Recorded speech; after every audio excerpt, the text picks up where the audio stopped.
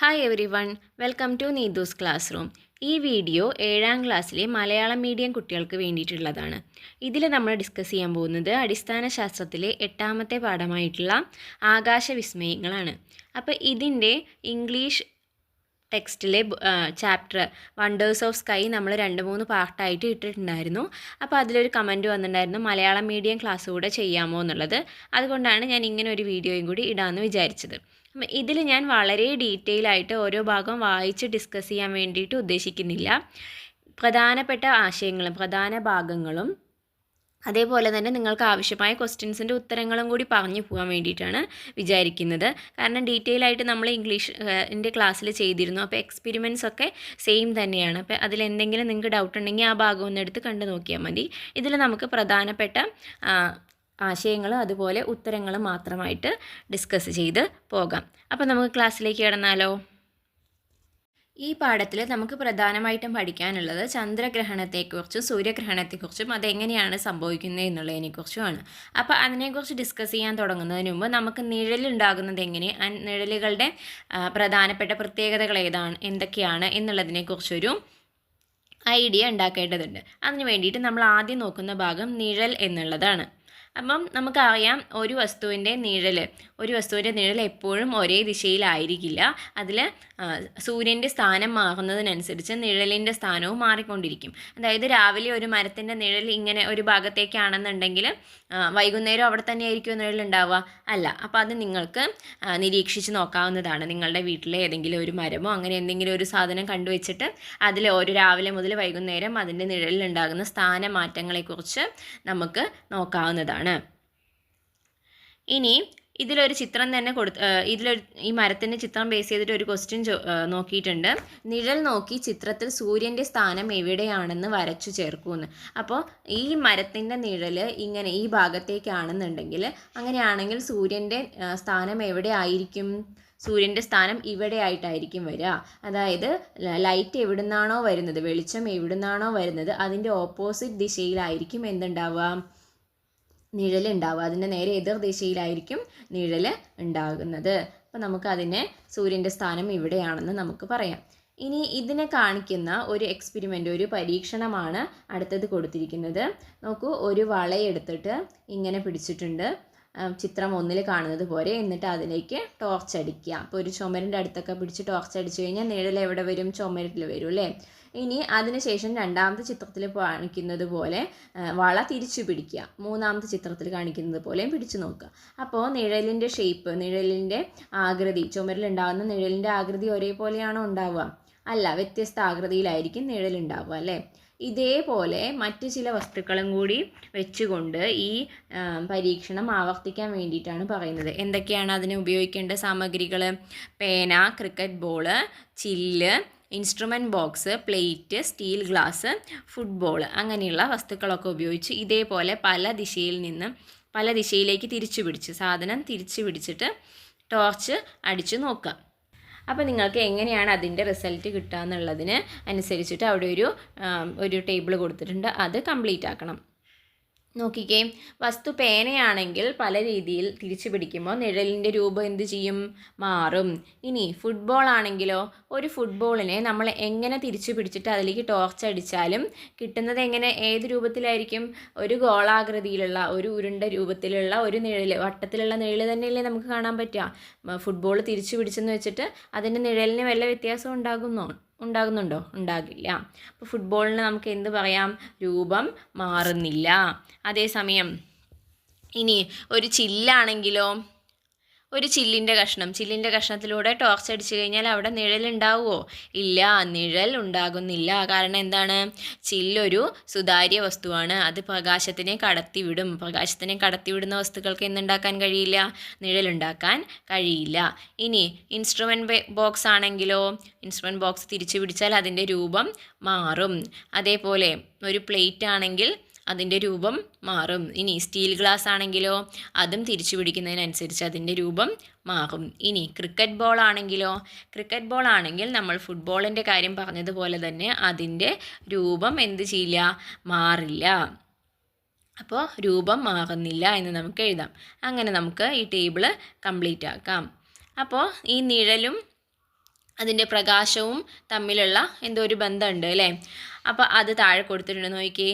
എല്ലാ അതാര്യ വസ്തുക്കൾക്കും നിഴലുണ്ട്. പ്രകാശ സ്രോതസ്സിൻ്റെ എതിർ ദിശയിലായിരിക്കും നിഴൽ രൂപപ്പെടുന്നത്. ഗോളാകൃതിയിലുള്ള വസ്തുക്കൾക്ക് മാത്രമേ എപ്പോഴും വൃത്താകൃതിയിലുള്ള നിഴൽ ഉണ്ടാവുകയുള്ളൂ. അപ്പോൾ നമ്മൾ ഈ എക്സ്പെരിമെൻറ്റിൽ നിന്ന്, ഈ പരീക്ഷണത്തിൽ നിന്നും മനസ്സിലാക്കേണ്ട കാര്യങ്ങളാണ് താഴെ ആ ബോക്സിൽ കൊടുത്തിരിക്കുന്നത്.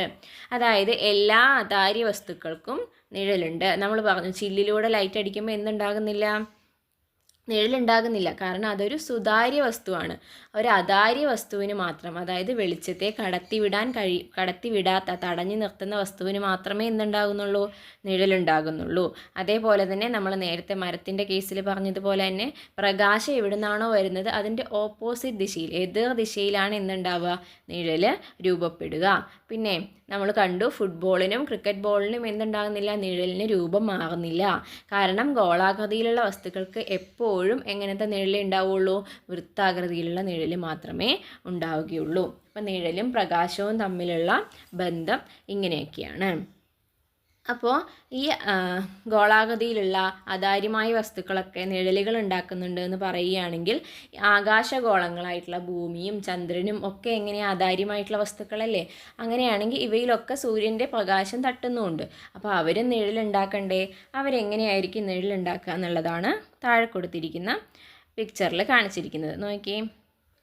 അപ്പോൾ പ്രകാശ സ്രോതസ്സായ സൂര്യൻ വളരെ വലുതാണെന്നും ഭൂമി സൂര്യനെ അപേക്ഷിച്ച് വളരെ ചെറുതാണെന്നും നാം പഠിച്ചിട്ടുണ്ടല്ലോ അല്ലേ.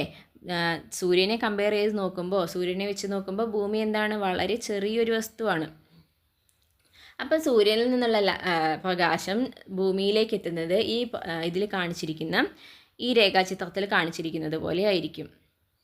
നോക്കൂ, പ്രകാശരശ്മി കടന്നു പോകുന്നതാണ് ആരോ മാർക്കിട്ട രീതിയിൽ കൊടുത്തിരിക്കുന്നത്. അപ്പോൾ ഇങ്ങനെ കടന്നു പോകുമ്പോൾ ഭൂമിയുടെ ഓപ്പോസിറ്റ് സൈഡ്, ഭൂമിയുടെ എതിർ ദിശയിൽ, സൂര്യൻ ഇടതുവശത്ത് നിൽക്കുകയാണെങ്കിൽ ഭൂമിയുടെ വലതുവശത്ത് എന്തുണ്ടാകുന്നു, അതിൻ്റെ നിഴൽ രൂപപ്പെടുന്നു. ആ നിഴലിനെയാണ് എ എന്ന് എഴുതിയിട്ട് അതിൽ കാണിച്ചിരിക്കുന്നത്. കണ്ടോ, ഒരു ഐസ്ക്രീം കപ്പിൻ്റെ ഷേപ്പിൽ അല്ലേ, ഒരു ത്രികോണാകൃതിയിൽ ഒരു ഐസ്ക്രീം കപ്പിൻ്റെ ഷേപ്പിൽ തുടക്കത്തിൽ ഭൂമിയോട് ചേർന്ന് നിൽക്കുന്ന ഭാഗത്ത് കൂടുതലും, പിന്നെ അത് കുറഞ്ഞു വന്നിട്ട് ഒരു കൂർത്ത അറ്റത്ത് പോയി നിൽക്കുന്നത് പോലെയാണ് ഭൂമിയുടെ നിഴൽ ഉണ്ടായിരിക്കുന്നത് അല്ലേ.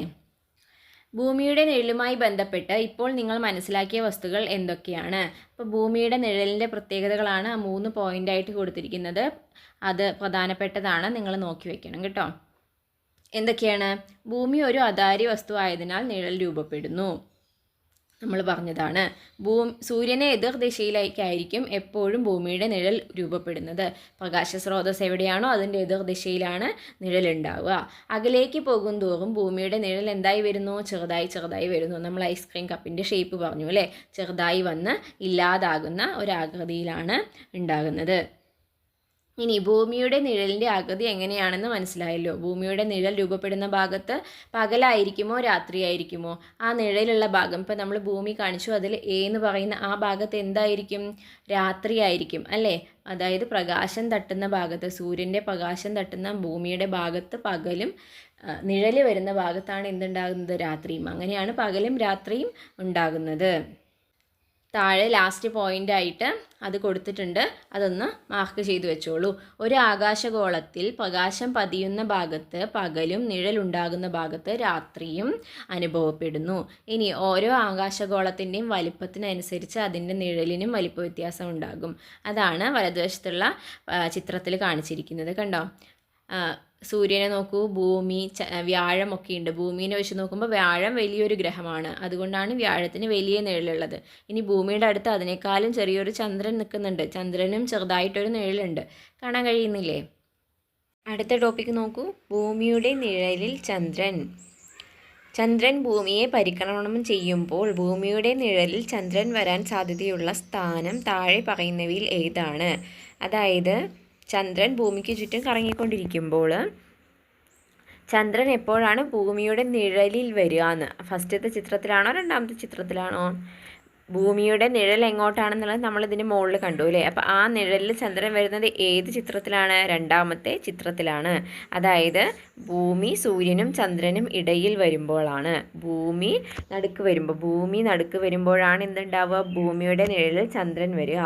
അതിനെയാണ് നമ്മൾ ചന്ദ്രഗ്രഹണം എന്ന് പറയുക. ഇനി ചിത്രം എയിൽ നോക്കൂ, ചന്ദ്രൻ ആണ് നടുക്കുള്ളത്. അപ്പോൾ ചന്ദ്രൻ്റെ നിഴലാണ് എവിടെ പതിക്കുക? ഭൂമിയിൽ വരിക. അപ്പോൾ അവിടെ എന്താ സംഭവിക്കുന്നത്? ചന്ദ്രൻ്റെ നിഴൽ ഭൂമിയിൽ വീണിട്ട് ഭൂമിയിൽ നിന്ന് നോക്കുമ്പോൾ എന്ത് കാണില്ല? സൂര്യനെ കാണില്ല. അപ്പോൾ അവിടെ എന്ത് സംഭവിക്കും? സൂര്യഗ്രഹണമാണ് സംഭവിക്കുക. അപ്പോൾ ചന്ദ്രൻ നടുക്ക് വരുമ്പോൾ സൂര്യഗ്രഹണം സംഭവിക്കുന്നു, ഭൂമി നടുക്ക് വരുമ്പോൾ ചന്ദ്രഗ്രഹണം സംഭവിക്കുന്നു. ഈ പിക്ചർ ഒന്ന് പ്രത്യേകം നോക്കി വെക്കണം. എക്സാമിന് ഇതുപോലെ പിക്ചർ തന്നിട്ട് ഇതിലേതാണ് സൂര്യഗ്രഹണമാണോ ചന്ദ്രഗ്രഹണമാണോ സംഭവിക്കുക, ഏത് പ്രതിഭാസമാണ് ഇവിടെ നടക്കുന്നത് എന്ന് പറഞ്ഞിട്ട് ഏതെങ്കിലും ഒരു ചിത്രം തന്ന് ചോദിക്കാൻ സാധ്യതയുണ്ട്. അപ്പോൾ സൂര്യഗ്രഹണവും ചന്ദ്രഗ്രഹണവും നമ്മൾക്ക് വിശദമായി താഴെ നോക്കാനുണ്ട്. അതിനു മുമ്പ് ഈ പിക്ചർ ഒന്ന് നോട്ട് ചെയ്ത് വെച്ചോളൂ.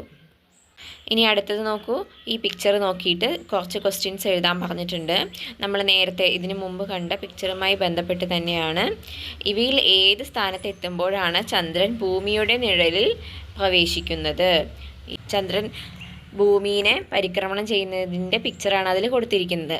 ആ ആരോ മാർക്ക് ഇട്ടിട്ട് അതിൻ്റെ ഡയറക്ഷൻ കാണിച്ചിട്ടുണ്ട്, എവിടെ നിന്ന് എങ്ങോട്ടാണെന്നുള്ളത്. അപ്പം 3 പൊസിഷൻ അതിൽ പറഞ്ഞിരിക്കുന്നുണ്ടോ? B, C, D. ചന്ദ്രൻ്റെ 3 സ്ഥാനങ്ങളാണ്. അപ്പോൾ ഏത് സ്ഥാനത്ത് എത്തുമ്പോഴാണ് ചന്ദ്രൻ ഭൂമിയുടെ നിഴലിൽ പ്രവേശിക്കുന്നത്? ആ നിഴലിലേക്ക് കയറാൻ തുടങ്ങുന്ന പൊസിഷൻ ഏതാ? ബി ആണ്. അങ്ങനെയാണെങ്കിൽ ഏത് സ്ഥാനത്ത് എത്തുമ്പോഴാണ് ചന്ദ്രൻ പൂർണ്ണമായും ഭൂമിയുടെ നിഴലിൽ വരുന്നത്? പൂർണ്ണമായും ഭൂമിയുടെ നിഴലിൽ വരുന്നത് സി പൊസിഷനിലാണ്. ചന്ദ്രൻ ഭൂമിയുടെ നിഴലിൽ നിന്ന് പുറത്തെത്തുന്ന സ്ഥാനം, പൂർണ്ണമായും പുറത്തെത്തുന്ന സ്ഥാനം ഏതാണ്? ഡി ആണ് ആ സ്ഥാനം. നമുക്കതങ്ങനെ ഫില്ല് ചെയ്യാം.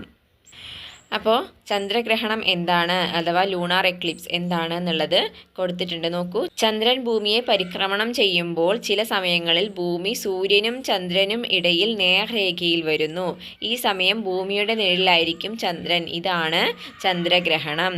നോക്കൂ, എവിടെയാണ്? സൂര്യനും ചന്ദ്രനും ഇടയിൽ ആര് വരും? ഭൂമി വരും. അതാണ് പോയിന്റ് കേട്ടോ. അപ്പോഴാണ് ഭൂമിയുടെ നിഴലിൽ ചന്ദ്രൻ വരുന്നത്. അതാണ് ചന്ദ്രഗ്രഹണം. ചന്ദ്രഗ്രഹണ സമയത്ത് ചന്ദ്രൻ ഓറഞ്ച് കലർന്ന ചുവപ്പ് നിറത്തിൽ മങ്ങിയാണ് കാണപ്പെടുന്നത്. ആ പിക്ചറിൽ കണ്ടോ? സി പൊസിഷനിലെത്തുമ്പോൾ ചന്ദ്രൻ്റെ കളർ എങ്ങനെയാണ്? നല്ല ഓറഞ്ച് റെഡ് കളറിൽ നല്ല ഭംഗിയിൽ കാണുന്നു അല്ലേ. അപ്പോൾ അതാണ് ചന്ദ്രഗ്രഹണം അഥവാ ലൂണാർ എക്ലിപ്സ്. അടുത്ത പിക്ചർ നോക്കൂ, ഇതിലാരാണ് സെൻറ്ററിൽ? നടുക്ക് ചന്ദ്രനാണ്. ചന്ദ്രൻ്റെ നിഴൽ എവിടെ വീഴുന്നു? ഭൂമിയിൽ വീഴുന്നു. പക്ഷേ ഭൂമിയെ സംബന്ധിച്ചിടത്തോളം ചന്ദ്രൻ എന്താണ്? വളരെ ചെറുതാണ്. അതുകൊണ്ട് തന്നെ ചന്ദ്രൻ്റെ നിഴലിനെ, ഭൂമിയെ പൂർണ്ണമായും മറയ്ക്കാനുള്ള കഴിവില്ല. നേരത്തെ ചന്ദ്രൻ ഭൂമിയുടെ നിഴലിൽ വന്നപ്പോൾ എങ്ങനെയായിരുന്നു? ചന്ദ്രനെ മൊത്തത്തിൽ മറയ്ക്കാൻ പറ്റുമായിരുന്നു ഭൂമിക്ക്, കാരണം ഭൂമിയുടെ നിഴൽ വലുതാണ്. ഇവിടെ ചന്ദ്രൻ്റെ നിഴൽ ചെറുതായതുകൊണ്ട് ഭൂമിയുടെ ഒരു ഭാഗത്ത് മാത്രമാണ് എന്ത് സംഭവിക്കുക? ചന്ദ്രൻ്റെ നിഴൽ പതിക്കുക. അപ്പോൾ ആ ഭാഗത്തുള്ള ആൾക്കാർക്ക് മാത്രം, ആ നിഴൽ വീഴുന്ന ഭൂമിയിലെ ആ ഒരു കുറച്ച് ഭാഗത്തുള്ള ആൾക്കാർക്ക് മാത്രം ആരെ കാണാൻ പറ്റില്ല? ആ സമയത്ത് സൂര്യനെ പൂർണ്ണമായോ അല്ലെങ്കിൽ ഭാഗികമായോ കാണാൻ പറ്റില്ല. ആ സമയത്തിനെയാണ് നമ്മൾ എന്ത് പറയുക? സൂര്യഗ്രഹണം എന്ന് പറയുക. ഈ പ്രതിഭാസം പകലാണോ രാത്രിയാണോ സംഭവിക്കുക? അത് തീർച്ചയായിട്ടും പകലായിരിക്കും അല്ലേ. പകലാണ് നമുക്ക് എന്ത് കാണാൻ പറ്റുന്നത്? സൂര്യനെ ദൃശ്യമായിട്ടുള്ളത്. അപ്പോൾ ആ സമയത്ത് പകൽ എന്ത് ചെയ്യുന്നുണ്ട്? ചന്ദ്രൻ നമ്മുടെ ആകാശത്തൂടെ കടന്നു പോയിക്കൊണ്ടിരിക്കുന്നുണ്ട് അല്ലേ. നമ്മൾക്കത് ആ വെളിച്ചമുള്ള ഇതായത് കാരണം വെളിച്ചത്തിൽ നമുക്ക് ചന്ദ്രൻ്റെ വെളിച്ചം എടുത്തറിയാൻ സാധിക്കുന്നില്ല എന്നുള്ളതേ ഉള്ളൂ. പക്ഷേ ചന്ദ്രൻ ഭൂമിയെ ചുറ്റിക്കൊണ്ടിരിക്കുക തന്നെയാണ്. അങ്ങനെ ചുറ്റുന്നതിൻ്റെ ഇടയ്ക്ക് ചിലപ്പോൾ അതെന്ത് ചെയ്യും? ഭൂമിക്കും സൂര്യനും ഇടയിൽ നേർരേഖയിൽ വരും. ആ സമയത്ത് ഭൂമിയിലെ കുറച്ച് ഭാഗത്ത് ചന്ദ്രൻ്റെ നിഴൽ വീഴും. അപ്പോൾ ആ സ്ഥലത്തുള്ള ആൾക്കാർക്ക് ആ സമയത്ത് ആരെ കാണാൻ പറ്റില്ല? സൂര്യനെ കാണാൻ വേണ്ടി പറ്റില്ല. അതിനെയാണ് സൂര്യഗ്രഹണം എന്ന് പറയുക. അതാണ് ആ കോളത്തിൽ കൊടുത്തിരിക്കുന്നത്. ഭൂമിയെ പരിക്രമണം ചെയ്യുമ്പോൾ ചന്ദ്രൻ അപൂർവമായി ഭൂമിക്കും സൂര്യനും ഇടയിൽ നേർരേഖയിൽ വരുന്നു. അപൂർവമായി സംഭവിക്കുന്ന കാര്യമാണ്, എല്ലാ ദിവസവും സംഭവിക്കുന്നില്ല. ഈ സമയം ചന്ദ്രൻ്റെ നിഴൽ ഭൂമിയിൽ വീഴുന്നു. ചന്ദ്രൻ്റെ നിഴൽ വീഴുന്ന പ്രദേശത്തുള്ളവർക്ക് ചന്ദ്രൻ്റെ മറവ് കാരണം സൂര്യനെ കാണാൻ സാധിക്കുകയില്ല. ഇതാണ് സൂര്യഗ്രഹണം. ആ ചന്ദ്രൻ്റെ നിഴൽ വീഴുന്ന പ്രദേശത്തുള്ളവർക്ക് മാത്രമാണ് സൂര്യഗ്രഹണം ദൃശ്യമാകുന്നത്. അല്ലാതെ എല്ലാവർക്കും കാണാൻ കഴിയില്ല. ഇനി വിവിധ തരത്തിലുള്ള സൂര്യഗ്രഹണങ്ങൾ ഉണ്ട്. ഏതൊക്കെയാണെന്ന് നോക്കൂ. പൂർണ്ണ സൂര്യഗ്രഹണം, അതായത് പൂർണ്ണമായും സൂര്യനെ എന്ത് ചെയ്യുന്നു, മറഞ്ഞു പോകുന്നു. അതായത് ആ ഒരു ഭാഗത്ത്, ചന്ദ്രൻ്റെ നിഴലുള്ള ഭാഗത്ത് നിന്ന് നോക്കുമ്പം നമുക്ക് ഒട്ടും തന്നെ സൂര്യനെ കാണാൻ പറ്റുന്നില്ല. അതായത് പകൽ നല്ല വെളിച്ചമുള്ള ഒരു സമയത്ത് എന്ത് ചെയ്യുന്നു, പെട്ടെന്ന് കുറച്ച് നേരം ഇരുട്ടായ പോലെ ആകുന്നു. എന്നിട്ട് ചന്ദ്രൻ നീങ്ങി മുന്നോട്ട് പോകുമ്പോൾ വീണ്ടും വെളിച്ചം വരുന്നു. അങ്ങനെ ആയിരിക്കും എപ്പോൾ, പൂർണ്ണ സൂര്യഗ്രഹണ സമയത്ത്. ഇനി വലയ സൂര്യഗ്രഹണമാണെങ്കിലോ, ചന്ദ്രൻ സൂര്യനെ മറയ്ക്കുമ്പം പക്ഷേ എന്ത് ചെയ്യും, ചന്ദ്രൻ്റെ ചുറ്റും ഒരു വലയം പോലെ സൂര്യനെ കാണാനും സാധിക്കും, ഒരു വട്ടം പോലെ. അതിനെയാണ് വലയ സൂര്യഗ്രഹണം എന്ന് പറയാം. ഭാഗിക സൂര്യഗ്രഹണം എന്ന് പറഞ്ഞാൽ സൂര്യൻ്റെ ഒരു ഭാഗം മാത്രം ആര് മറയ്ക്കുന്നു, ചന്ദ്രൻ മറയ്ക്കുന്നു. അതാണ് ഭാഗിക സൂര്യഗ്രഹണം. സൂര്യഗ്രഹണം സുരക്ഷിതമായി നിരീക്ഷിക്കാൻ എന്തെല്ലാം മാർഗങ്ങൾ സ്വീകരിക്കുക എന്നുള്ളതിനെക്കുറിച്ചാണ് അടുത്ത ടോപ്പിക്കിൽ പറയുന്നത്. അതായത് ചന്ദ്രഗ്രഹണം നമ്മൾ നേരിട്ട് നമ്മുടെ കണ്ണുകൊണ്ട് നേരിട്ട് കാണുന്നതിൽ കുഴപ്പമൊന്നുമില്ല. പക്ഷേ സൂര്യഗ്രഹണം സൂര്യഗ്രഹണ സമയത്ത് നമ്മൾ നേരിട്ട് സൂര്യനെ നോക്കുന്നത് നമ്മുടെ കണ്ണിൻ്റെ ആരോഗ്യത്തിന് നല്ലതല്ല. അതുകൊണ്ട് തന്നെ നമ്മൾ എന്ത് ചെയ്യണം, ഏതെങ്കിലും തരത്തിലുള്ള ഫിൽറ്ററുകൾ ഉപയോഗിക്കണം. അത് തന്നെ നമ്മൾ എന്ത് ചെയ്യണം, സുരക്ഷിതമായ അല്ലെങ്കിൽ നല്ല ക്വാളിറ്റി ഉള്ള സാധനങ്ങൾ മാത്രമേ ഉപയോഗിക്കാൻ പാടുള്ളൂ. നമ്മുടെ ലോക്കലായിട്ട് അവൈലബിൾ ആയിട്ടുള്ള സാധനങ്ങൾ ഉപയോഗിക്കുന്നത് കൊണ്ട് കാര്യമില്ല. അപ്പോൾ അതിനെക്കുറിച്ചാണ് ഇതിൽ പറയുന്നത്. ചന്ദ്രഗ്രഹണം നേരിട്ട് നിരീക്ഷിക്കാം, എന്നാൽ സൂര്യഗ്രഹണം സുരക്ഷിത മാർഗങ്ങളിലൂടെ അല്ലാതെ നിരീക്ഷിക്കുന്നത് കണ്ണിന് ഹാനികരമാണ്. അതിനാൽ ഫിൽറ്ററുകൾ ഉപയോഗിച്ചും വിവിധ രീതിയിൽ സൂര്യരശ്മികൾ പതിപ്പിച്ച് മാത്രമേ സൂര്യഗ്രഹണം നിരീക്ഷിക്കാവൂ. ടെലിസ്കോപ്പ്, ബൈനോക്കുലർ എന്നിവ ഗുണമേന്മയുള്ള ഫിൽറ്ററുകൾ ഉപയോഗിച്ചും ഗ്രഹണം നിരീക്ഷിക്കാം. അലങ്കാരങ്ങൾക്ക് ഉപയോഗിക്കുന്ന ഗ്ലിറ്റർ പേപ്പറുകൾ, സുരക്ഷിതമല്ലാത്ത എക്സ്റേ ഫിലിമുകൾ എന്നിവ സൂര്യഗ്രഹണ നിരീക്ഷണത്തിന് ഉപയോഗിക്കരുത്. അപ്പോൾ നിങ്ങൾക്ക് ഇതിൽ നിന്ന് പ്രതീക്ഷിക്കാവുന്ന ക്വസ്റ്റ്യൻസ് എന്ന് പറയുന്നത് താഴെ കൊടുത്തിരിക്കുന്നത് കണ്ടോ, ഉപയോഗിക്കാവുന്ന വസ്തുക്കളെക്കുറിച്ചാണ് താഴെ കൊടുത്തിരിക്കുന്നത്. സോളാർ ഫിൽറ്റർ കണ്ണടകൾ അവൈലബിൾ ആയിരിക്കും. സൂര്യഗ്രഹണമൊക്കെ നടക്കുന്ന സമയത്ത് ഇതൊക്കെ വാങ്ങിക്കാൻ വേണ്ടി നമുക്ക് കിട്ടും. അതുപോലെ പിൻഹോൾ പ്രൊജക്ടർ കണ്ടോ, അതായത് ലൈറ്റിനെ ഒരു പ്രതലത്തിലേക്ക് പതിപ്പിച്ചിട്ട് അതിനെ നമുക്ക് കാണാം, അങ്ങനെ. ഇനി ടെലസ്കോപ്പിൽ ഉപയോഗിക്കുന്ന സോളാർ ഫിൽറ്ററാണ് അടുത്തത് കൊടുത്തിരിക്കുന്നത്. പിന്നെ ടെലസ്കോപ്പ് ഉപയോഗിച്ച് പ്രൊജക്റ്റ് ചെയ്തിട്ട് ഒരു സ്ക്രീനിലേക്കൊക്കെ പതിപ്പിച്ചിട്ട് സൂര്യഗ്രഹണം കാണാൻ പറ്റുന്ന അവസ്ഥ. അപ്പോൾ ഇതൊക്കെയാണ് സുരക്ഷിതമായത്. അതല്ലാതെ നമ്മൾ ഗ്ലിറ്റർ പേപ്പർ അല്ലെങ്കിൽ എക്സ്റേയില്ലേ, നമുക്ക് ഹോസ്പിറ്റലിൽ നിന്ന് കിട്ടുന്ന എക്സ്റേ, അതിൻ്റെയൊക്കെ പീസ് വെച്ച് നോക്കിയാൽ നമുക്ക് കാണാൻ പറ്റും. പക്ഷേ എന്ത് ചെയ്യരുത്, അതൊരിക്കലും സുരക്ഷിതമല്ല, അങ്ങനെ ചെയ്യരുത് എന്നാണ് പറയുന്നത്. അപ്പോൾ സുരക്ഷിതമായ രീതി, സുരക്ഷിതമല്ലാത്ത രീതി എന്നുള്ള രീതിയിൽ നിങ്ങളോട് ക്വസ്റ്റ്യൻ ചോദിക്കാൻ സാധ്യതയുണ്ട്. അപ്പോൾ ഇതൊക്കെ ഒന്ന് നേരെ ഓർത്ത് വയ്ക്കുക. ഓക്കെ, അടുത്തത് നമ്മൾ നോക്കാൻ പോകുന്നത് നിലാവിനെ കുറിച്ചാണ്. നിലാവ് നമുക്ക് എല്ലാവർക്കും പരിചിതമായിട്ടുള്ള സംഭവമാണ് അല്ലേ. രാത്രിയിൽ ചന്ദ്രൻ്റെ പ്രകാശം നമ്മൾ കാണുന്നു, നമ്മളതിനെ നിലാവ്, മൂൺലൈറ്റ് എന്നൊക്കെ വിളിക്കുന്നു. ഇനി എങ്ങനെയാണ് നിലാവ് ഉണ്ടാകുന്നത്? ചന്ദ്രന് സ്വയം വെളിച്ചം പുറപ്പെടുവിക്കാനുള്ള കഴിവുണ്ടോ? ഇല്ല. അതായത് സൂര്യനെ പോലെയുള്ള നക്ഷത്രങ്ങൾക്ക് എന്ത് ചെയ്യാൻ പറ്റും, കത്തിജ്വലിച്ച് സ്വയം വെളിച്ചം ഉണ്ടാക്കാൻ പറ്റും. എന്നാൽ ചന്ദ്രൻ അതുപോലെയല്ല. ചന്ദ്രൻ എന്ന് പറയുന്നത് ഭൂമിയുടെ ഒരു ഉപഗ്രഹമാണ്. അതിന് എന്ത് ചെയ്യാൻ പറ്റില്ല, സ്വയം കത്തിജ്വലിച്ച് വെളിച്ചം ഉണ്ടാക്കാനുള്ള കഴിവൊന്നും ഇല്ല. പിന്നെ എവിടെ നിന്നാണ് നമ്മൾ ഈ രാത്രി നേരത്ത് ചന്ദ്രനിൽ നിന്ന് വെളിച്ചം വരുന്നതായിട്ട് നമുക്ക് തോന്നുന്നത്? അതെങ്ങനെയാണെന്നാണ് ഈ ചിത്രത്തിൽ പറയുന്നത്. നോക്കിക്കേ, സൂര്യനിൽ നിന്നുള്ള വെളിച്ചം എവിടെയൊക്കെ തട്ടുന്നുണ്ട്? ഭൂമിയിലും തട്ടുന്നുണ്ട്, ചന്ദ്രനിലും തട്ടുന്നുണ്ട്. അപ്പോൾ ഈ ചന്ദ്രനിൽ തട്ടുന്ന വെളിച്ചം എന്ത് ചെയ്യുന്നു, അതിൽ തട്ടിയിട്ട് 4 ഭാഗത്തേക്കും ചിതറിത്തെറിച്ച് പോകുന്നുണ്ട്. ആ ചിതറിത്തെറിച്ച് പോകുന്നതിന് വെളിച്ചത്തിൽ ഒരു ഭാഗം എവിടെ എത്തുന്നു? ഭൂമിയുടെ ഇരുട്ടുള്ള ഭാഗത്തും നിഴലുള്ള ഭാഗത്തും എത്തുന്നു. കണ്ടോ? അപ്പോൾ ആ വെളിച്ചമാണ് നമുക്ക് എന്തായിട്ട് അനുഭവപ്പെടുന്നത്? നിലാവായിട്ട് അനുഭവപ്പെടുന്നത്. അല്ലാതെ അത് ചന്ദ്രൻ്റെ സ്വന്തം വെളിച്ചം അല്ല. നോക്കൂ, അതിനെക്കുറിച്ചാണ് ഇവിടെ പറയുന്നത്. നിലാവ് എന്ന് പറയുന്നത് എന്താണ്? ചന്ദ്രോപരിതലത്തിൽ പതിക്കുന്ന സൂര്യപ്രകാശം വിസരിതമായി പ്രതിപതിച്ച് ഭൂമിയിലെത്തുന്നതാണ് നാം രാത്രിയിൽ കാണുന്ന നിലാവ്. അതെന്താ വിസരിതമായി പ്രതിപതിക്കാൻ കാരണം? അതായത് ചന്ദ്രൻ്റെ ഉപരിതലം എന്ന് പറയുന്നത് ക്രമരഹിതമാണ് അല്ലേ, പരുപരുത്ത ഒരു പ്രതലമാണ്, സ്മൂത്ത് അല്ല. അപ്പം അതുകൊണ്ട് തന്നെ അവിടെ ഉണ്ടാകുന്ന എന്താണ്? ക്രമപ്രതിപതനമല്ല, വിസരിത പ്രതിപതനമാണ്, ചിതറിത്തെറിച്ച് പോവുകയാണ് ചെയ്യുക. അപ്പം അങ്ങനെയുള്ള നിലാവ്, അങ്ങനെയുള്ള സൂര്യപ്രകാശം ഭൂമിയിലെത്തുന്നതിനെയാണ് നമ്മൾ നിലാവ് എന്ന് വിളിക്കുന്നത്. അടുത്തത് നോക്കൂ, ചന്ദ്രൻ്റെ കലകൾ. സൂര്യനെ നമ്മൾ എല്ലാ ദിവസവും കാണുന്നത് ഒരേ ആകൃതിയിലല്ലേ, എന്നാൽ ചന്ദ്രനെ കാണുന്നതോ ശരിയല്ലേ? പകല് എല്ലാ ദിവസവും നമ്മൾ സൂര്യനെ കാണുന്നത് ഒരേ രൂപത്തിലാണ്. സ്ഥാനം മാറുന്നുണ്ടെങ്കിലും എന്ത് ചെയ്യുന്നില്ല, രൂപം മാറുന്നില്ല. പക്ഷേ ചന്ദ്രൻ അങ്ങനെയാണോ? എല്ലാ ദിവസവും ഒരേപോലെയാണോ? ചില ദിവസം ചെറുതായിരിക്കും, ചില ദിവസം വലുതായിരിക്കും, ചില ദിവസം മൊത്തത്തിൽ കാണാൻ പറ്റും റൗണ്ടായിട്ട്, ചില ദിവസം കാണാനേ പറ്റില്ല. അങ്ങനെ പല ദിവസങ്ങളിലും ചന്ദ്രൻ പല ഷേപ്പിലാണ് കാണുന്നത്. അതിനെയാണ് ചന്ദ്രൻ്റെ കലകൾ എന്നുള്ള ഭാഗത്തിൽ നമ്മൾ പറയാൻ പോകുന്നത്. അത് മനസ്സിലാക്കാൻ വേണ്ടിയിട്ട് ഒരു പരീക്ഷണം ചെയ്യാൻ പറഞ്ഞിട്ടുണ്ട്. അതിനായിട്ട് 3 സ്മൈലി ബോളുകൾ എടുക്കാം. ഈ പിക്ചറിൽ കാണുന്നത് പോലെ അതിൻ്റെ താഴെ കൊടുത്തിട്ടുണ്ട്. അതിനനുസരിച്ച് പകുതി ഭാഗങ്ങൾ പെയിൻറ്റ് ചെയ്യുക. കറുത്ത പെയിൻറ്റ് വെച്ച് മറയ്ക്കുക. ഓരോ ബോളിലും ഓരോ സ്ഥലത്താണ് പെയിൻറ്റ് ചെയ്യേണ്ടത്. അങ്ങനെ പെയിൻറ്റ് ചെയ്തതിന് ശേഷം ഇതുപോലെ അറേഞ്ച് ചെയ്യാനാണ് പറയുന്നത്. കിഴക്ക് പടിഞ്ഞാറ് ദിശയിലേക്കായിരിക്കണം. പടിഞ്ഞാറ് ദിശയിൽ എന്ത് വെക്കുന്നു? ഒരു ലൈറ്റ് ഇടുന്നു.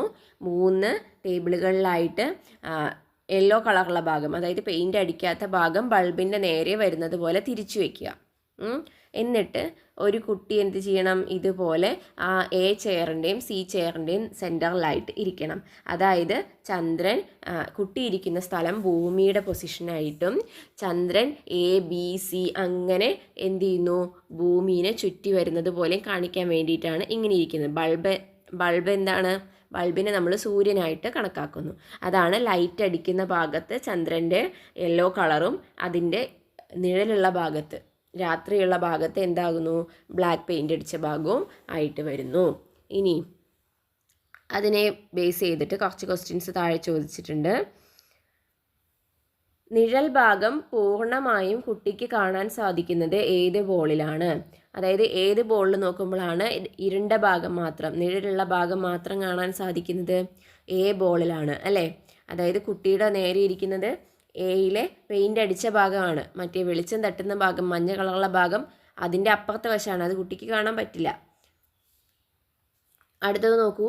പകുതി പ്രകാശഭാഗവും പകുതി നിഴൽ ഭാഗവും കാണുന്നത് ഏത് സ്ഥാനത്ത് വെച്ച ബോളിലാണ്? അത് ബിയിലാണ്. ബിയിൽ കുട്ടി നോക്കുമ്പോൾ പകുതി ബ്ലാക്കും പകുതി യെല്ലോയും ആണ് കാണുന്നത്. പ്രകാശം പതിയുന്ന ഭാഗം പൂർണ്ണമായും കുട്ടിക്ക് കാണാൻ സാധിക്കുന്നത് ഏത് ബോളിലാണ്? അത് സിയിലാണ്. ഇനി അതിൻ്റെ താഴത്തെ പിക്ചർ നോക്കൂ. ആ എക്സ്പെരിമെൻറ്റിൽ പറഞ്ഞ പോലെ തന്നെയാണ് ഇവിടെയും കൊടുത്തിരിക്കുന്നത്. അതായത് വ്യത്യസ്ത ദിവസങ്ങളിൽ ഭൂമിയിൽ നിന്ന് നോക്കുമ്പോൾ ചന്ദ്രൻ്റെ രൂപമാറ്റങ്ങളാണ് അതിൽ കാണുന്നത്. ആദ്യത്തെ പൊസിഷൻ ഏതാ? ഡി പൊസിഷനിൽ നോക്കുമ്പോൾ നമുക്ക് ഫുൾ ഇരുണ്ട ചന്ദ്രനെയാണ് കാണുന്നത്. അതായത് നിഴൽ ഭാഗം മാത്രമാണ് നമുക്ക് കാണുന്നത്. അതിൻ്റെ അടുത്ത പിക്ചർ ആരോ മാർക്ക് കൊടുത്തിട്ടുണ്ട് കേട്ടോ. അതിൻ്റെ മാറി മാറി പോകുന്നതിൻ്റെ, അതായത് ഭൂമിയെ ചന്ദ്രൻ ഇങ്ങനെ ചുറ്റിക്കൊണ്ടിരിക്കുക, പരിക്രമണം ചെയ്തുകൊണ്ടിരിക്കുകയാണ്. അടുത്ത ദിവസം കുറച്ച് ചന്ദ്രനെ കാണാൻ പറ്റി. ഈ പൊസിഷനിലെത്തിയപ്പോൾ നമുക്ക് എന്ത് ചെയ്യാൻ പറ്റുന്നു? പകുതി ചന്ദ്രനെ കാണാൻ പറ്റുന്നു. അടുത്ത പൊസിഷനിൽ കുറച്ചും കൂടി വലുതായി എഫ് പൊസിഷനിലെത്തിയപ്പം പൂർണ്ണ ചന്ദ്രനെ ഫുള്ളായിട്ട് ചന്ദ്രൻ്റെ തെളിച്ചമുള്ള ഭാഗം മാത്രം നമുക്ക് കാണാൻ പറ്റുന്നുണ്ട്. അതിനെക്കുറിച്ച് പറയുന്ന ടേബിൾ നോക്കി നോക്കൂ. ചന്ദ്രൻ ഡി എന്ന സ്ഥാനത്ത് എത്തുമ്പോൾ ചന്ദ്രൻ്റെ നിഴൽ ഭാഗം മാത്രം നമുക്ക് കാണാൻ പറ്റുന്നു, ഭൂമിക്ക് അഭിമുഖമായി വരുന്നു. ഇയിലെത്തുമ്പോഴോ പകുതി പ്രകാശഭാഗം പകുതി നിഴൽ ഭാഗം ഭൂമിക്ക് അഭിമുഖമായി വരുന്നു. എഫിലെത്തുമ്പം പ്രകാശഭാഗം പൂർണ്ണമായും ഭൂമിക്ക് അഭിമുഖമായി വരുന്നു. ഇനി ഈ പൊസിഷനുകളെ അനുസരിച്ച് അല്ലെങ്കിൽ ഈ കലകളെ അനുസരിച്ച് ചന്ദ്രന് വ്യത്യസ്ത പേരുകൾ പറയും. അതാണ് അമാവാസിയും പൗർണമിയും. New moon and full moon എന്ന് പറയുന്നു. എന്താ അമാവാസി എന്ന് പറഞ്ഞാൽ? ചന്ദ്രൻ്റെ നിഴൽ ഭാഗം പൂർണ്ണമായും ഭൂമിക്ക് അഭിമുഖമായി വരുന്ന ദിവസമാണ് അമാവാസി അല്ലെങ്കിൽ കറുത്തവാവ്. അതായത് നമ്മൾ ഡി പൊസിഷനിൽ കണ്ടില്ലേ, അങ്ങനെ ഇരുണ്ട ഭാഗം ഭൂമിയുടെ നേരെ. അപ്പോൾ നമ്മൾ നോക്കുമ്പോൾ ചന്ദ്രന് ഇരുണ്ട ഭാഗമാണ്, അപ്പോൾ നമുക്കത് തിരിച്ചറിയാൻ പറ്റുന്നില്ല. അപ്പോൾ നമ്മൾ അന്നത്തെ ദിവസം നോക്കുമ്പോൾ ചന്ദ്രൻ നമ്മൾ കാണുന്നില്ല. ചന്ദ്രൻ ഇല്ലാത്തതല്ല, ചന്ദ്രൻ്റെ ഇരുണ്ട ഭാഗമാണ് നമുക്ക് കാണാൻ പറ്റുന്നത്. അത് രാത്രിയിൽ നമുക്ക് തിരിച്ചറിയാൻ പറ്റാത്തത് കൊണ്ട്. അപ്പോൾ ഈ ദിവസം നമുക്ക് ചന്ദ്രനെ കാണാൻ സാധിക്കില്ല. ഇനി ചന്ദ്രൻ്റെ പ്രകാശിത ഭാഗം പൂർണ്ണമായി ഭൂമിക്ക് അഭിമുഖമായി വരുന്നതാണ് പൗർണമി അല്ലെങ്കിൽ വെളുത്തവാവ്. അതായത് എഫ് പൊസിഷനിൽ ഈ വെളിച്ചം തട്ടുന്ന ഭാഗം മാത്രം നമുക്ക് കാണുന്നു, കറക്റ്റായിട്ട് ഫുള്ളായിട്ട് കാണുന്നു. അപ്പോൾ നമുക്ക് മൊത്തത്തിൽ റൗണ്ടായിട്ടുള്ള ചന്ദ്രനെ കാണാൻ പറ്റും. അതിനെ നമ്മൾ പൗർണമി അല്ലെങ്കിൽ വെളുത്തവാവ് എന്ന് പറയും അന്നത്തെ ദിവസത്തിന്. ഇനി ചന്ദ്രൻ്റെ പ്രകാശിത ഭാഗത്തിൻ്റെ പകുതിയും നിഴൽ ഭാഗത്തിൻ്റെ പകുതിയും ഭൂമിക്ക് അഭിമുഖമായി വരുന്നത് കാണുന്നതാണ് അർദ്ധചന്ദ്രൻ. ഈ പൊസിഷനിൽ പറഞ്ഞ പോലെ പകുതി വെളുത്ത ഭാഗവും പകുതി ഇരുണ്ട ഭാഗവും കാണുന്നതിനെയാണ് അർദ്ധചന്ദ്രൻ. അപ്പോൾ അമാവാസി, പൗർണമി, അർദ്ധചന്ദ്രൻ. ഓക്കെ. അടുത്ത ടോപ്പിക്ക് നോക്കിയാലോ, വൃദ്ധിയും ക്ഷയവും. 2 പിക്ചർ കൊടുത്തിട്ടുണ്ട് അല്ലേ, ചിത്രം എ ആൻഡ് ചിത്രം ബി. നോക്കൂ. ചിത്രം എയിൽ എങ്ങനെയാണ്, വെസ്റ്റ് ടു ഈസ്റ്റ് ആണ് കേട്ടോ. അതിൻ്റെ ആരോ മാർക്ക് അവിടെ കൊടുത്തിട്ടുണ്ട്, അതായത് കിഴക്ക് നിന്ന് പടിഞ്ഞാറോട്ട്. അപ്പോൾ നോക്കൂ, അതിൽ ആദ്യത്തെ പിക്ചറിൽ എങ്ങനെ, ആദ്യം റൈറ്റ് സൈഡിലെ പിക്ചർ നോക്കൂ, സൂര്യപ്രകാശം വരുന്നത് റൈറ്റ് സൈഡിൽ നിന്ന് വലതു ഭാഗത്തു നിന്നാണ്. അതിനടുത്തുള്ള ചന്ദ്രൻ്റെ പിക്ചർ എങ്ങനെയാണ്, അവിടെ അമാവാസിയാണ് അല്ലേ, കറുത്ത വാവാണ്. അത് കഴിഞ്ഞ് വലുതായി വരുന്നു, സെൻറ്ററിലെത്തുമ്പം എന്തായിട്ട് വരുന്നു, അർദ്ധചന്ദ്രനാകുന്നു, പിന്നെയും വലുതാകുന്നു, അടുത്തത് പൂർണ്ണചന്ദ്രനായിട്ട് മാറുന്നു. അതാണ് ചിത്രം എയിൽ സംഭവിക്കുന്നത്. ചിത്രം ബിയിലാണെങ്കിലോ, ആദ്യം ഈസ്റ്റ് ടു വെസ്റ്റ് നോക്കൂ, അതായത് ചന്ദ്രൻ ഇങ്ങനെ കറങ്ങി വെസ്റ്റ് ടു ഈസ്റ്റ് കറങ്ങി തിരിച്ചു വരികയാണ്. ആ സമയത്ത് എന്ത് സംഭവിക്കുന്നു, ആദ്യം ലെഫ്റ്റ് സൈഡിൽ അപ്പം പൂർണ്ണചന്ദ്രനാണ്, പിന്നീട് അത് ചെറുതാകുന്നു, അർദ്ധചന്ദ്രനാകുന്നു, വീണ്ടും ചെറുതാകുന്നു, അമാവാസിയാകുന്നു. ഇങ്ങനെയാണ് ചന്ദ്രൻ എന്ത് ചെയ്യുന്നത്, ഒരു പരിക്രമണം ഇങ്ങനെ കറങ്ങി എത്തുന്നത്. അപ്പോൾ ഏത് ചിത്രത്തിലാണ് ചന്ദ്രൻ്റെ പ്രകാശിത ഭാഗം ഭൂമിയിൽ നിന്ന് നോക്കുമ്പോൾ വർദ്ധിച്ചു വരുന്നതായി കാണുന്നത്, അത് ചിത്രം എയിലാണ്. ഏത് ചിത്രത്തിലാണ് പ്രകാശിത ഭാഗം ഭൂമിയിൽ നിന്ന് നോക്കുമ്പോൾ കുറഞ്ഞു വരുന്നതായി കാണുന്നത്, അത് ചിത്രം ബിയിലാണ്. അത് ഓക്കെ അല്ലേ? ഇനി ഇത്തരത്തിൽ ചന്ദ്രൻ്റെ പ്രകാശിത ഭാഗം ഭൂമിയിൽ നിന്ന് കാണുന്നത് കറുത്തവാവ് മുതൽ വെളുത്തവാവ് വരെ കൂടി വരുന്നു. ഈ കാലയളവാണ് വൃദ്ധി അഥവാ വെളുത്ത പക്ഷം എന്ന് പറയാം. അതായത് നമ്മൾ ആദ്യത്തെ പിക്ചറിൽ കണ്ടില്ലേ, ചിത്രം എയിൽ കറുത്തവാവ് മുതൽ വെളുത്തവാവ് വരെയാണ് അതിൽ കാണിച്ചത്. അവിടെ എന്താ ഉണ്ടാകുന്നത്, ചന്ദ്രൻ വലുതായി വരികയാണ് ചെയ്യുന്നത്. ആ ഒരു കാലം ഉണ്ടല്ലോ, അതായത് അതിന് കുറച്ച് ദിവസങ്ങളെടുക്കും, ഓരോ ദിവസവും മാറിയാണ് അത് നമ്മൾ കാണുന്നത്. ആ ഒരു ദിവസങ്ങളെ, ആ ഒരു ഗ്യാപ്പിനെ, കുറച്ച് ദിവസങ്ങളുടെ ആ ഒരു ഗ്യാപ്പിനെ, ആ ഒരു കാലയളവിനെയാണ് എന്ത് പറയുക, വൃദ്ധി അല്ലെങ്കിൽ വെളുത്ത പക്ഷം എന്ന് പറയുക. ഇനി രണ്ടാമത്തെ പിക്ചറിൽ കണ്ടതുപോലെ ചന്ദ്രൻ്റെ പ്രകാശിത ഭാഗം ഭൂമിയിൽ നിന്ന് കാണുന്നത് വെളുത്തവാവ് മുതൽ കറുത്തവാവ് വരെ. രണ്ടാമത്തെ പിക്ചറിൽ നമ്മൾ നോക്കുകയാണെങ്കിൽ വെളുത്തവാവ് ടു കറുത്തവാവ് ആകുമ്പോൾ എന്ത് സംഭവിക്കുന്നു, ചന്ദ്രൻ്റെ വലിപ്പം കുറഞ്ഞു വരുന്നു. ഈ കാലയളവിനെയാണ് ക്ഷയം അഥവാ കറുത്ത പക്ഷം എന്ന് പറയുക, ആ അത്രയും ദിവസങ്ങളെ. ഇനി ഭൂമിയെ പരിക്രമണം ചെയ്യുന്ന ചന്ദ്രൻ്റെ പ്രകാശിത ഭാഗവും നിഴൽ ഭാഗവും ഭൂമിയിൽ നിന്ന് കാണുന്നതിൻ്റെ വ്യത്യാസമാണ് വൃദ്ധിക്ഷയം. ഇനി ഇതിന് രണ്ടിനെയും കൂടി നമ്മൾ ചേർത്തിട്ട് പറയുന്നതാണ്, വൃദ്ധിനെയും ക്ഷയത്തിനെയും കൂടി ചേർത്തിട്ട്, അതായത് പ്രകാശിത ഭാഗവും നിഴൽ ഭാഗവും കൂടിയും കുറഞ്ഞും വരുന്നു അല്ലേ, അതിനെയാണ് വൃദ്ധിക്ഷയം എന്ന് പറയുക. ക്ലിയർ അല്ലേ? ഇനി നോക്കൂ, ഈ അമാവാസിയും പൗർണമി ദിവസമൊക്കെ കലണ്ടറിൽ കൃത്യമായിട്ട് അടയാളപ്പെടുത്തിയിട്ടുണ്ടാവും. നിങ്ങൾക്ക് നോക്കിക്കഴിഞ്ഞാൽ അറിയാം കേട്ടോ. കലണ്ടറിൽ അമാവാസി എന്ന് രേഖപ്പെടുത്താൻ വേണ്ടി ഈ കറുത്ത പൊട്ടുപോലത്തെ റൗണ്ട് പോലത്തെ അത് കണ്ടോ, ആ അടയാളവും, അതുപോലെ വെളുത്ത പൗർണമി ആണെങ്കിൽ അതിന് ഈ വൈറ്റ് കളറിലുള്ള റൗണ്ടും, 2 സിമ്പിൾ കണ്ടില്ലേ, അതാണ് കലണ്ടറിൽ കൊടുത്തിട്ടുണ്ടാവുക. നിങ്ങൾക്ക് നിരീക്ഷിച്ച് നോക്കി കണ്ടെത്താവുന്നതാണ് കേട്ടോ. ഇനി കലണ്ടറിനെ ബേസ് ചെയ്തിട്ട് കുറച്ച് ക്വസ്റ്റ്യൻസ് കൊടുത്തിട്ടുണ്ട്. നോക്കൂ, ഈ കലണ്ടർ നോക്കൂ, 2023 മെയ്യുടെ കലണ്ടറാണ്. മെയ് 5-ാം തീയതിയിലേക്ക് നോക്കൂ, കണ്ടോ അവിടെ വെളുത്ത വാവിൻ്റെ സിമ്പിൾ കണ്ടോ. അതുപോലെ 19-ാം തീയതി നോക്കൂ, കറുത്ത വാവിൻ്റെ സിമ്പിൾ നമുക്ക് കാണാൻ വേണ്ടിയിട്ട് പറ്റും. ഇനി ആ കലണ്ടറിനെ ബേസ് ചെയ്ത് റൈറ്റ് സൈഡിൽ കൊടുത്തിരിക്കുന്ന ക്വസ്റ്റ്യൻസ് നോക്കൂ. കലണ്ടറിൽ പൗർണമി രേഖപ്പെടുത്തിയ തീയതി എന്താണ്, മെയ് 5. അമാവാസി രേഖപ്പെടുത്തിയ തീയതിയാണെങ്കിൽ മെയ് 19. അപ്പോൾ പൗർണമിയിൽ നിന്ന് അമാവാസിയിലേക്ക് എത്താൻ എടുക്കുന്ന ദിവസങ്ങളുടെ എണ്ണം എത്രയാണ്, 5 to 19. എത്ര ദിവസം എടുക്കുന്നു, 14 ദിവസം എടുക്കുന്നു. ഇനി അടുത്ത മാസത്തെ കലണ്ടർ കൂടി നോക്കിയിട്ട് പൗർണമിയിൽ നിന്ന് തൊട്ടടുത്ത അമാവാസിയിലേക്ക് എത്താൻ, അതായത് പൗർണമി അടുത്ത മാസം ജൂണിൽ നോക്കൂ, പൗർണമി എന്നാണ്, 4-നാണ്. ആൻഡ് അമാവാസി 18-നാണ്. അപ്പോൾ അവിടെ പൗർണമിയിൽ നിന്ന് അമാവാസിയിലേക്ക് എത്താൻ എത്ര ദിവസം എടുക്കുന്നുണ്ട്, 4 to 18, 14 ദിവസം അവിടെയും എടുക്കുന്നുണ്ട് അല്ലേ. ഇനി ഇതിൽ പൗർണമി രേഖപ്പെടുത്തിയിരിക്കുന്ന തീയതി ചോദിച്ചിട്ടുണ്ട്, ജൂൺ 4. അമാവാസി രേഖപ്പെടുത്തിയ തീയതി ജൂൺ 18. ഇനി 2 കലണ്ടറും കൂടി പരിശോധിച്ച് ഒരു അമാവാസിയിൽ നിന്ന് തൊട്ടടുത്ത അമാവാസി വരെ എത്താൻ എടുത്ത ദിവസങ്ങളുടെ എണ്ണം നോക്കാൻ പറഞ്ഞിട്ടുണ്ട്. അതായത് ആദ്യത്തെ മാസത്തെ മെയ് മാസത്തെ അമാവാസി എന്നായിരുന്നു, മെയ് 19. ജൂൺ മാസത്തെ അമാവാസി 18. അപ്പോൾ എത്ര ദിവസത്തെ വ്യത്യാസം വന്നിട്ടുണ്ട് അവിടെ? 30 ദിവസത്തെ വ്യത്യാസം വരുന്നുണ്ട്.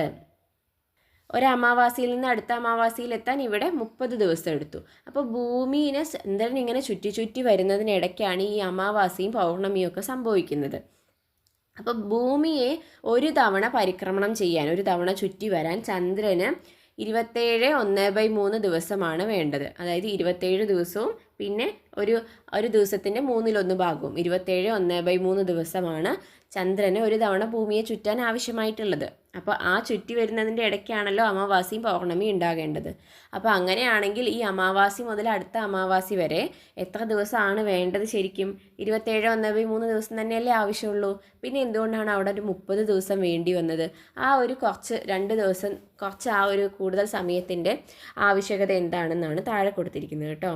ഭൂമിക്ക് ഒരു തവണ സൂര്യനെ പരിക്രമണം ചെയ്യാൻ 365 ദിവസം വേണം. ചന്ദ്രൻ ഭൂമിയെ ഒരു തവണ പരിക്രമണം ചെയ്യുമ്പോൾ ഭൂമി ചന്ദ്രനുമൊത്ത് സൂര്യനു ചുറ്റും പരിക്രമണ പാതയിൽ കുറച്ചു ദൂരം കൂടി സഞ്ചരിച്ചിട്ടുണ്ടാകും. അവിടെയാണ് അടുത്ത പോയിന്റ് പറയുന്നത്. അതായത് ചന്ദ്രൻ ഭൂമിയെ ചുറ്റുന്ന സമയത്ത് ചന്ദ്രനും ഭൂമിയും കൂടി ആരെ ചുറ്റിക്കൊണ്ടിരിക്കുകയാണ്? സൂര്യനെ ചുറ്റിക്കൊണ്ടിരിക്കുകയാണ്. സൂര്യനെയും ഒരു തവണ ചുറ്റി വരാൻ ഭൂമിക്ക് 365 ദിവസം വേണം. അതാണ് ഒരു വർഷമായി മാറുന്നത്, നമുക്കറിയാവുന്നതാണ് അല്ലേ. അപ്പോൾ ചന്ദ്രൻ ഭൂമിയെ ചുറ്റുന്ന സമയത്ത് ചന്ദ്രനെയും കൂട്ടിക്കൊണ്ട് ഭൂമി ഇങ്ങനെ നീങ്ങിപ്പോയിക്കൊണ്ടിരിക്കുകയാണ് അല്ലേ. ഭൂമി ഒരു സ്ഥലത്ത് നിൽക്കുകയല്ല. ഭൂമിക്കുണ്ടാകുന്ന ഈ സ്ഥാനമാറ്റം കാരണം ചന്ദ്രകലകൾ ആവർത്തിച്ചു കാണാൻ ചന്ദ്രന് അതേ പാതയിൽ കുറച്ചു ദൂരം കൂടി സഞ്ചരിക്കേണ്ടി വരുന്നു. അപ്പോൾ ചന്ദ്രൻ ഇങ്ങനെ ചുറ്റി ചുറ്റി വന്ന് 27 ദിവസമായിട്ട് ഒരു പൊസിഷൻ കർത്തവാവിൽ നിന്ന് തുടങ്ങി കർത്തവാവ എത്താറാകുമ്പോഴത്തേനും ഭൂമിയുടെ പൊസിഷൻ മാറിയിട്ടുണ്ടാവും. ഭൂമി കുറച്ചും കൂടി മുന്നോട്ട് പോയിട്ടുണ്ടാവും. അപ്പോൾ അതിൻ്റെ ഒറിജിനൽ പൊസിഷൻ അല്ലെങ്കിൽ ആ നേരത്തെ കർത്തവാവിൻ്റെ പൊസിഷനിലെത്താൻ ചന്ദ്രന് കുറച്ച് ദൂരം കൂടി വീണ്ടും പോകേണ്ടി വരുന്നു. അതിനെടുക്കുന്ന സമയമാണ്. ഇതിന് 2 ദിവസത്തിലധികം സമയം വേണ്ടി വരും. അതുകൊണ്ടാണ് കർത്തവാവ് മുതൽ അടുത്ത കർത്തവാവ് വരെ 29.5 ദിവസങ്ങൾ വരുന്നത്. മനസ്സിലായോ? അതായത് ചന്ദ്രൻ ഇങ്ങനെ ചുറ്റി ചുറ്റി ചുറ്റി അതിൻ്റെ പഴയ പൊസിഷനിൽ എത്താറാകുമ്പോഴത്തേനും ഭൂമി മുന്നോട്ട് പോയിട്ടുണ്ടാവും. അപ്പോൾ പഴയ പൊസിഷനിലെത്താൻ ചന്ദ്രന് വീണ്ടും മൂവ് ചെയ്യേണ്ടി വരുന്നു. അങ്ങനെയാണ് നമ്മൾ ആ ഒരു 30 ദിവസത്തിൻ്റെ കണക്ക് അവിടെ കണ്ടത്. അപ്പോൾ നമ്മൾ ചാപ്റ്ററിലുള്ള ഭാഗങ്ങളെല്ലാം, പ്രധാനപ്പെട്ട ഭാഗങ്ങളെല്ലാം പറഞ്ഞു പോയിട്ടുണ്ട്. നിങ്ങൾക്ക് മനസ്സിലായിട്ടുണ്ടെന്ന് വിചാരിക്കുന്നു. ഓക്കെ, അപ്പോൾ നമുക്ക് ഈ വിലയിരുത്താൻ ക്വസ്റ്റ്യൻസും കൂടി ഒന്ന് ഉത്തരങ്ങൾ പറഞ്ഞിട്ട് അവസാനിപ്പിക്കാം. ഫസ്റ്റത്തെ നോക്കൂ, ചിത്രം നോക്കിയിട്ട് ആ ടേബിൾ സൈഡിൽ കൊടുത്തിരിക്കുന്ന ടേബിൾ ഫില്ല് ചെയ്യാനാണ് പറയുന്നത്. ചന്ദ്രഗ്രഹണം തുടങ്ങുന്ന സ്ഥാനം ഏതാണ്? ഈസി ക്വസ്റ്റ്യൻ ആണ്. ഇതേ പിക്ചർ നമ്മൾ നേരത്തെ കണ്ടതാണ് അല്ലേ. അത് ബി ആണ്. ചന്ദ്രഗ്രഹണം പൂർണ്ണമാവുന്നത് സിയിലാണ്. ചന്ദ്രഗ്രഹണം അവസാനിക്കുന്നത് ഡിയിലാണ്. ഓക്കെ അല്ലേ. അടുത്തത് ഒരു മാച്ച് ദി ഫോളോയിങ് ആണ്. ചിത്രം നിരീക്ഷിച്ച് പട്ടിക ഉചിതമായ രീതിയിൽ വരച്ച് യോജിപ്പിക്കുക. ചന്ദ്രൻ ഡി സ്ഥാനത്തെത്തുമ്പോൾ അമാവാസി സംഭവിക്കുന്നു. ചന്ദ്രൻ ഇയിലെത്തുമ്പോഴോ അർദ്ധചന്ദ്രനാകുന്നു. എഫിലെത്തുമ്പോൾ പൗർണമിയാകുന്നു. ഓക്കെ അല്ലേ. ഇനി നമുക്ക് ലാസ്റ്റ് ക്വസ്റ്റ്യനും കൂടി നോക്കാം. ഇതിൽ കുറച്ച് പോയിന്റുകൾ ഉണ്ട് കേട്ടോ. ഇതൊന്നും പഠിച്ചു വെക്കേണ്ടതാണ്. ഇങ്ങനെ തന്നെ ചോദിക്കുകയാണെങ്കിൽ നമുക്ക് ഉത്തരം എഴുതാൻ പറ്റണം. ആദ്യത്തെ നോക്കൂ, പ്രസ്താവനകൾ ശരിയായവ ടിക്ക് ചെയ്യാനാണ് പറയുന്നത്. സൂര്യപ്രകാശം പതിക്കുന്ന ചന്ദ്രൻ്റെ ഭാഗം ഭൂമിയിൽ നിന്ന് പൂർണ്ണമായും കാണാൻ കഴിയുന്ന ദിവസമാണ് പൗർണമി. അത് ശരിയല്ലേ? അത് ശരിയാണ്. ചന്ദ്രൻ്റെ തിളങ്ങുന്ന ഭാഗം പൂർണ്ണമായും കാണുമ്പോഴാണ് നമ്മൾ പൗർണമി എന്ന് പറയുക. വൃദ്ധിയിലെ അർദ്ധചന്ദ്രൻ സൂര്യാസ്തമയ സമയത്ത് തലയ്ക്കു മുകളിൽ ദൃശ്യമാകും. വൃദ്ധിയിലെ അർദ്ധചന്ദ്രൻ, അതായത് വലുതായി വരുന്ന ആ ഒരു ഭാഗത്തുണ്ടല്ലോ, വെളുത്ത പക്ഷത്തിലെ അർദ്ധചന്ദ്രനെ നമുക്ക് സൂര്യാസ്തമയ സമയത്ത് തലയുടെ മുകളിൽ നേരെ മുകളിൽ കാണാൻ പറ്റുന്നതാണ് പറയുന്നത്. അത് തെറ്റാണ്. അതിന് നമുക്ക് സൂര്യാസ്തമയ സമയത്ത് പടിഞ്ഞാറൻ ചക്രവാളത്തിലാണ്, അതായത് പടിഞ്ഞാറ് ഭാഗത്തെ ആകാശത്ത് താഴെയായിട്ടാണ് കാണാൻ പറ്റുക. അല്ലാതെ നേരെ മുകളിൽ തലയ്ക്ക് മുകളിലായിട്ടല്ല ദൃശ്യമാകുക. അപ്പം അത് തെറ്റാണ്. ചന്ദ്രൻ്റെ പരിക്രമണ കാലയളവും വൃദ്ധിക്ഷയം ദൃശ്യമാകുന്ന കാലയളവും തുല്യമാണ്. അത് തുല്യമല്ല. ചന്ദ്രൻ്റെ പരിക്രമണ കാലയളവും വൃദ്ധിക്ഷയവും എന്താണ്, വ്യത്യാസം വരുന്നുണ്ട്. നമ്മൾ നേരത്തെ പറഞ്ഞു. കർത്തവാവ് ദിവസം മാത്രമേ സൂര്യഗ്രഹണം സംഭവിക്കുകയുള്ളൂ. അത് ശരിയാണ് അല്ലേ. അതായത് ചന്ദ്രൻ ഭൂമിക്കും സൂര്യനും ഇടയിൽ വരുന്ന നേർരേഖയിൽ വരുന്ന ദിവസമാണ് സൂര്യഗ്രഹണം സംഭവിക്കുക. അപ്പോൾ അങ്ങനെ വരുമ്പോൾ സ്വാഭാവികമായിട്ടും അന്ന് നമുക്ക് ഭൂമിയിൽ നിന്ന് നോക്കുമ്പോൾ ചന്ദ്രൻ്റെ ഇരുണ്ട ഭാഗം മാത്രമേ കാണാൻ പറ്റുള്ളൂ. അപ്പോൾ അന്ന് കറുത്തവാവായിരിക്കും. വെളുത്തവാവ് ദിവസങ്ങളിൽ മാത്രമേ ചന്ദ്രഗ്രഹണം സംഭവിക്കുകയുള്ളൂ. അതും എന്താണ്, ശരിയാണ്. അതായത് ഭൂമി എവിടെ വരണം, സെൻറ്ററിൽ വരണം. ചന്ദ്രൻ ഭൂമിയുടെ ഇപ്പുറത്തെ റൈറ്റ് സൈഡിൽ വരും അല്ലേ, നേർരേഖയിൽ വരും. അപ്പോൾ അങ്ങനെ വരുമ്പോൾ അന്നത്തെ ദിവസം എന്തായിരിക്കും, ചന്ദ്രൻ്റെ തെളിഞ്ഞ ഭാഗമാണ് നമുക്ക് കാണാൻ പറ്റുക. അപ്പോൾ അങ്ങനെ വരുമ്പോൾ അന്ന് വെളുത്ത വാവ് തന്നെയായിരിക്കും. അടുത്തതോ, എല്ലാ പൗർണമി ദിവസങ്ങളിലും ചന്ദ്രഗ്രഹണം ഉണ്ടാകും. അത് പക്ഷേ എന്താണ്, തെറ്റാണ്. എല്ലാ പൗർണമി ദിവസങ്ങളിലും, അതായത് ചന്ദ്രഗ്രഹണം ഉണ്ടാകുന്ന ദിവസം ഒരു പൗർണമി ആയിരിക്കും, പക്ഷേ എന്ന് വെച്ച് എല്ലാ പൗർണമി ദിവസങ്ങളിലും ചന്ദ്രഗ്രഹണം ഉണ്ടാകുന്നില്ല. എല്ലാ മാസവും ചന്ദ്രഗ്രഹണം സംഭവിക്കുന്നുണ്ടോ? ഇല്ലല്ലോ. അതായത് ചന്ദ്രൻ ഭൂമിനെ ചുറ്റുന്നത് ഒരു ചെരിഞ്ഞ പാതയിലാണ്. അത് ഭൂമിയുടെ അച്ചുതണ്ട് തന്നെ കുറച്ച് ചെരിഞ്ഞിട്ടാണ് ഇരിക്കുന്നത് അല്ലേ, അതിൽ കുറച്ച് ചെരിഞ്ഞിട്ടാണ് ഭൂമിയെ ചന്ദ്രൻ ചുറ്റിക്കൊണ്ടിരിക്കുന്നത്. അപ്പോൾ അതുകൊണ്ട് തന്നെ ഈ നേർരേഖയിൽ ഭൂമിയും ചന്ദ്രനും സൂര്യനും വരുന്നത് അപൂർവമായിട്ടേ സംഭവിക്കുകയുള്ളൂ. അതുകൊണ്ടാണ് എല്ലാ പൗർണമി ദിവസങ്ങളിലും ചന്ദ്രഗ്രഹണം ഉണ്ടാവില്ല എന്ന് പറയുന്നത്. അപ്പോൾ ഈ ക്വസ്റ്റ്യൻസും നിങ്ങൾക്ക് ക്ലിയർ ആയിട്ടുണ്ടെന്ന് വിചാരിക്കുന്നു. അപ്പോൾ നമ്മുടെ ചാപ്റ്റർ അവസാനിച്ചിട്ടുണ്ട്. ഈ ക്ലാസ് ഇങ്ങനെ തന്നെയാണോ വേണ്ടത്, അതേ നമുക്ക് ഒന്നും കൂടി ഡീറ്റെയിൽ ആയിട്ട് 2-3 പാർട്ടായിട്ട് വളരെ വിശദമായിട്ട് പറഞ്ഞു പോകുന്നത് രീതിയിൽ എടുക്കണോ, അല്ലെങ്കിൽ ഇതുപോലെ തന്നെ ഷോർട്ടായിട്ട് പ്രധാനപ്പെട്ട ഭാഗങ്ങളും ഉത്തരങ്ങളും ഒക്കെ മാത്രം പറയുന്ന രീതിയിൽ മതിയോ എന്നുള്ളത് ഒന്ന് കമൻറ്റ് ചെയ്യണേ. അതിനനുസരിച്ച് നമുക്ക് അടുത്ത ക്ലാസ്സുകൾ, അടുത്ത ചാപ്റ്ററുകൾ ഇടാം. മലയാളം മീഡിയത്തിൽ കേട്ടോ, കാരണം മലയാളമാകുമ്പോൾ മനസ്സിലാക്കാൻ ബുദ്ധിമുട്ടില്ലല്ലോ, ആ ആശയം മാത്രം കൂടുതൽ എടുത്തു പറയാം എന്നുള്ള രീതിയിലാണ് ഞാൻ ക്ലാസ് എടുത്തിട്ടുള്ളത്. ഓക്കെ, അപ്പോൾ ക്ലാസ് ഇഷ്ടമായിട്ടുണ്ടെങ്കിൽ നിങ്ങളുടെ ഫ്രണ്ട്സിനൊക്കെ ഷെയർ ചെയ്ത് കൊടുക്കാനും, നമ്മുടെ ചാനൽ സബ്സ്ക്രൈബ് ചെയ്യാത്തവരാണെങ്കിൽ ഒന്ന് സബ്സ്ക്രൈബ് ചെയ്യാനും ഒരു ലൈക്ക് ചെയ്യാനും വേണ്ടി റിക്വസ്റ്റ് ചെയ്യുന്നു. അപ്പോൾ നമുക്ക് അടുത്ത വീഡിയോ ആയിട്ട് കാണാം. Bye, thank you for watching.